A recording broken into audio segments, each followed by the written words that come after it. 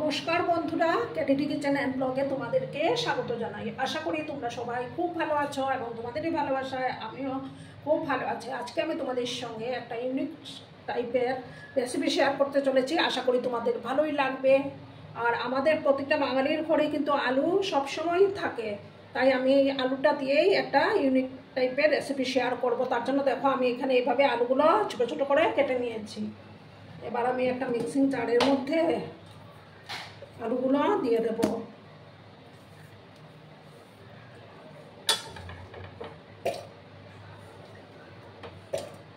আর এটা রান্নাটা কিন্তু সম্পূর্ণ নিরামিষভাবে আমি তৈরি করব।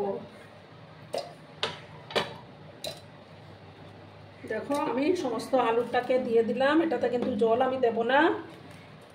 আর দুটো কাঁচা লঙ্কা আমি দিয়ে দিলাম,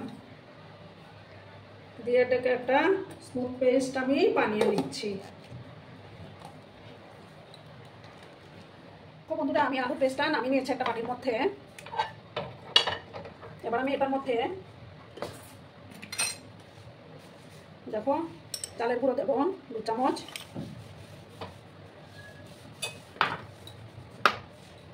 আর দেবো বেসন 3 চামচের মতো আমি বেসনটা অ্যাড করে দিলাম। এবার এটার মধ্যে সামান্য ধনে গুঁড়ো আর সামান্য জিরে গুঁড়ো দেবো,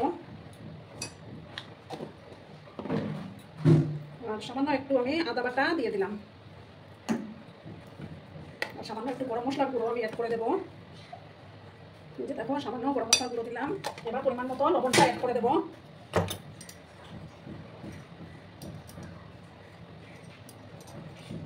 দিয়ে এটাকে ভালো করে আমি মিক্স করে নেবো। এবার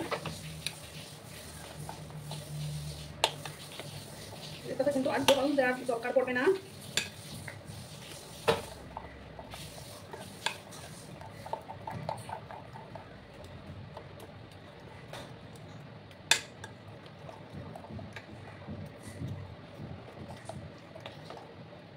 দেখো আমার মিশ্রণটা তৈরি হয়ে গেছে। এবার আমি এটা পাশে রেখে দিলাম। এবার একটা প্যান আমি বসাবো।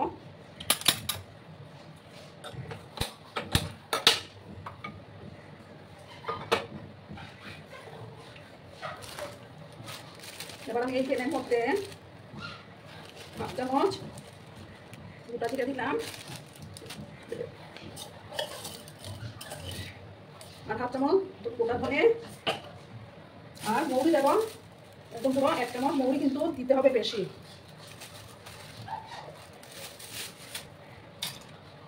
দিয়ে এটাকে হালকা ড্রাই রোস্ট আমি করে নিচ্ছি।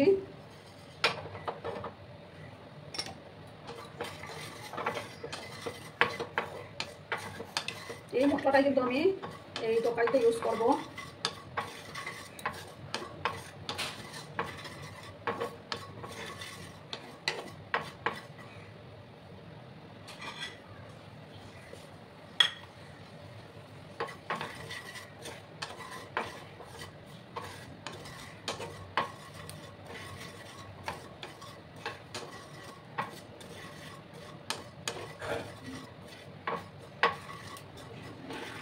দেখো আমার মশলাটা ভাজা হয়ে গেছে। এবার আমি গ্যাসটা অফ করে দিচ্ছি। এটা একটা ডিশের মধ্যে আমি নামিয়ে নেব। ঠান্ডা হওয়ার পর আমি এটা পেস্ট করবো, মানে মিক্সিতে গুলিয়ে নেব। এবার দেখো আমি একটা মিক্সিং জার নিলাম। দেখো মিক্সিং জার নিলাম, এটার মধ্যে আমি 1 চামচের মতো পোস্ত দানা দেব। দেখো 1 চামচ পোস্ত দানা দিলাম। এটাকে প্রথমে আমি শুকনো অবস্থায় একটু ঘুরিয়ে নেব। বন্ধুরা এবার আমি এটার মধ্যে এই যে কিছুটা পনির আমি রেখেছিলাম, সেই পনিরটা এবার মিক্সির মধ্যে দিয়ে দিলাম।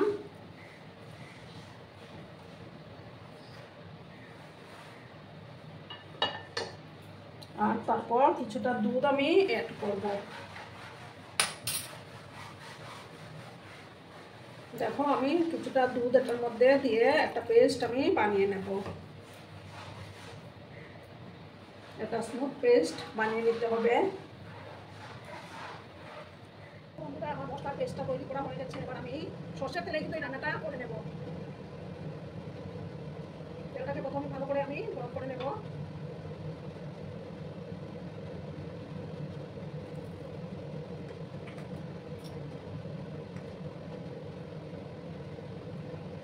তেজপাতা আমি দেবো, আর 5 স্পুনের মতো কালো জিরে দিয়ে দিলাম, আর দুটো দেখো কাঁচা লঙ্কা টুকরো করে কেটে রেখেছিলাম, সেই কাঁচা লঙ্কাগুলো দিয়ে দিলাম।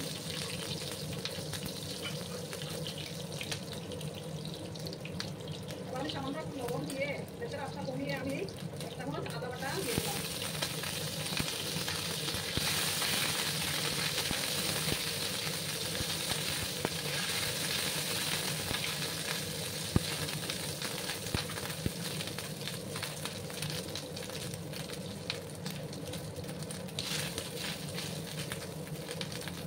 এবার দেখো একটা ছোটো ছোটো দুটো টমেটো কেটে রেখেছিলাম, সেই টমেটোটা এবার আমি দিয়ে দিলাম।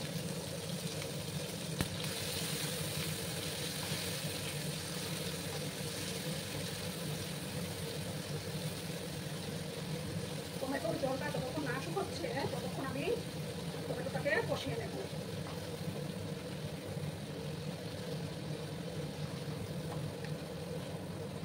টমেটোর ঝোলটাকে ভালো করে শুকিয়ে নিতে হবে।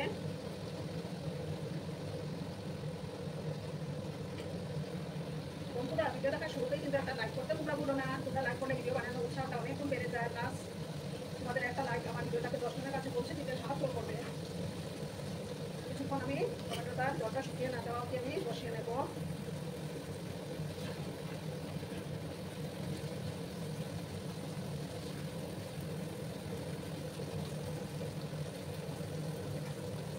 এখন বন্ধুরা এবার আমি এই যে পেস্টটা করে রেখেছিলাম, সেই পেস্টটা এবার আমি দিয়ে দিলাম।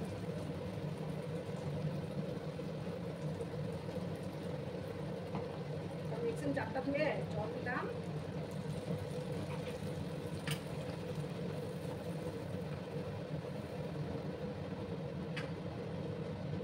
আর আমি এবার দেবো 1 চামচ কাশ্মীরি লঙ্কার গুঁড়ো দিয়ে দেবো।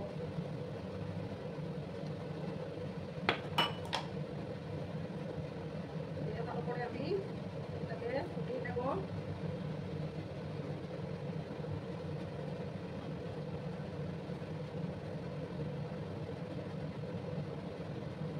আর এই যে গুঁড়া মশলাটা ছিল না, এই যে গোটা জিরে ধনে মৌরি, সেই মশলাটা এবার আমি দিয়ে দিলাম। দিয়ে ভালো করে আমি মিক্স করে নিচ্ছি।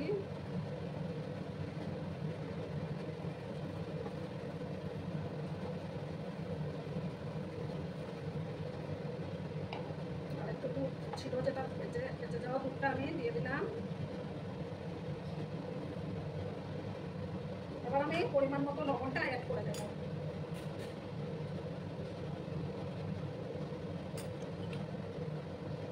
এবার এটাকে ভালো করে ফুটতে দিতে হবে। গ্যাসের আঁচটাকে আমি বাড়িয়ে দিলাম।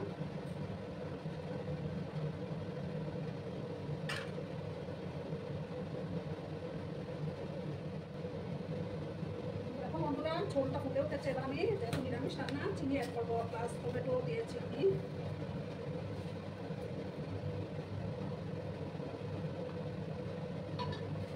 এবার আমি যে ব্যাটারটা বানিয়ে রেখেছিলাম, আলুর ব্যাটারটা থেকে গ্যাসের আঁচটা কমিয়ে রেখেছি আমি।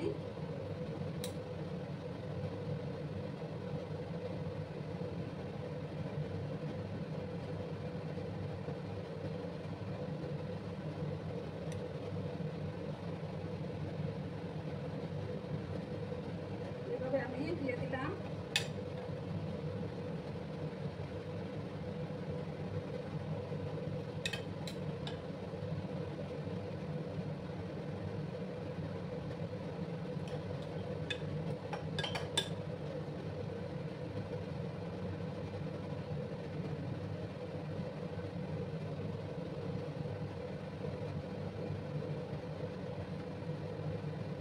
এবার আমি ঢাকা চাপা দিয়ে একটু সময় অপেক্ষা করব।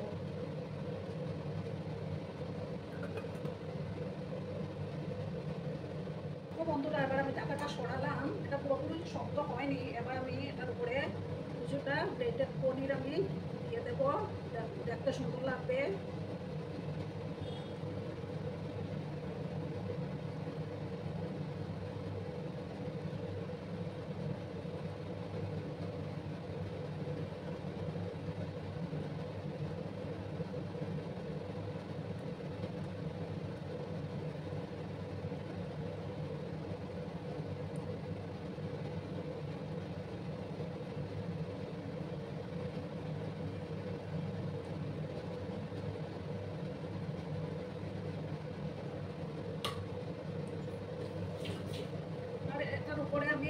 উপরে সামান্য একটু লবণ আমি ছিটিয়ে দিয়ে দিলাম।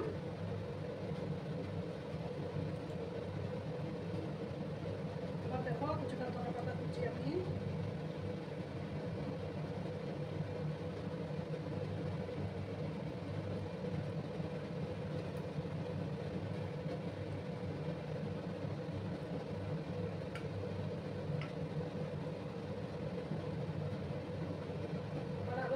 সময় আমি ঢাকা চাপা দিয়ে রাখবো, তাহলে তৈরি হয়ে যাবে আমার পনিরের আলুর ইউনিক রেসিপিটি। আর একটু সময় লাগবে বন্ধুরা। এবার আমি ঢাকাটা সরিয়ে দিলাম, আমার রেসিপি দেখো অলমোস্ট রেডি হয়ে গেছে। এবার আমি গ্যাসটা অফ করে তারপর আমি সার্ভ করে দেব। দেখো দেখতে কত সুন্দর লাগছে। দেখো বন্ধুরা আমি সার্ভ করে দিয়েছি, কেমন হয়েছে অবশ্যই কমেন্ট করে বলো। কিন্তু তোমরা তোমাদের এই কমেন্টের অপেক্ষায় আমি সর্বক্ষণ থাকি। আর এতক্ষণ ধরে আমার ভিডিওটার সাথেও পাশে থেকে আমাকে এতটা ভালোবাসা দেওয়ার জন্য তোমাদেরকে জানাই আবার অনেক অনেক ভালোবাসা। ততক্ষণে তোমরা সবাই খুব ভালো থেকো, সুস্থ থেকো, আনন্দে থেকো। আর আমার ভিডিওটার কোনো অংশেও যদি তোমাদের একটু ভালো লাগে তাহলে অবশ্যই তোমাদের প্রিয়জনদের মাঝে শেয়ার করে দেওয়ার অনুরোধ রইল। ধন্যবাদ।